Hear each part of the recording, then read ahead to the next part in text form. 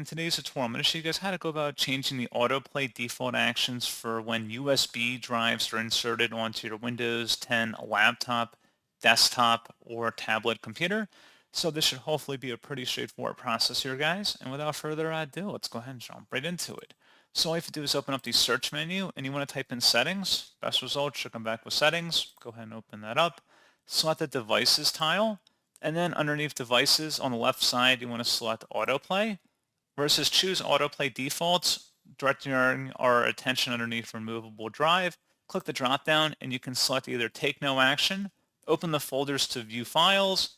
It can ask you every time what you want to do, or you can configure storage settings for the settings window.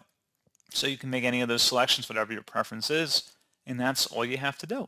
So pretty straightforward process, guys, and as always, thank you for watching. I do hope that I was able to help you out, and I do look forward to catching you all in the next tutorial. Goodbye.